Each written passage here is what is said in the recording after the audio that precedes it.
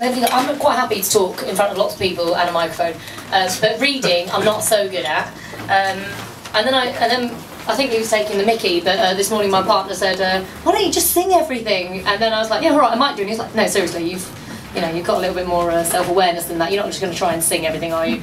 And then I thought maybe I shouldn't, but I'd be quite happy to be talked into it. What do you reckon?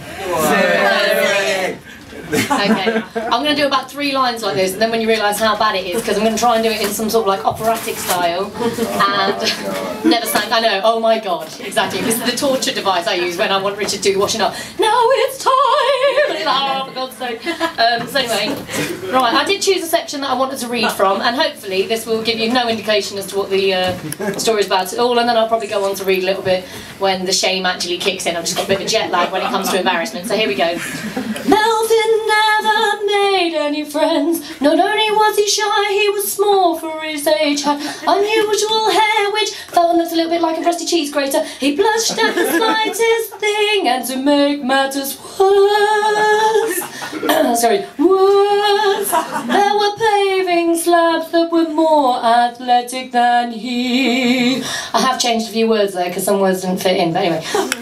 He was an easy target, so preoccupied was he with his ruminations that he rarely noticed his classmates. Alright, there's not really much of a tune, but I am making this up on the spot, right? So just, stay with it. Thanks very much.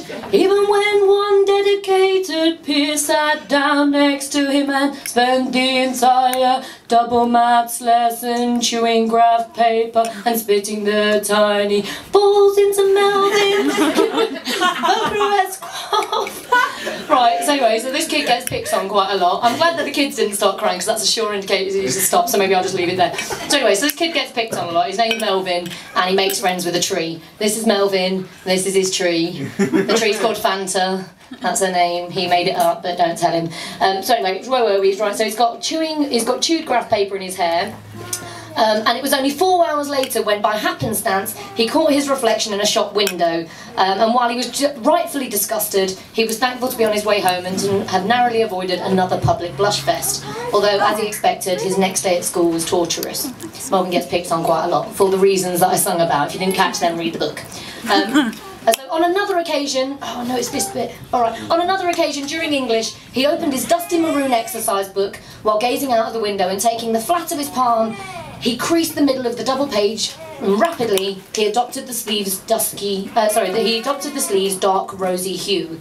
He had failed to notice that someone had stuck an unwrapped, though thankfully unused sanitary towel on the first available blank page. I know. Wing spread, blue square of super absorbency highlighted by the crudely scrawled, "This is the closest you'll ever get to a girl's knickers," exposed not just to him, but to the whole class, because Melvin, well, of course, sat at the front on his own. So the class sat twitching with excitement behind him, waiting for the fireworks.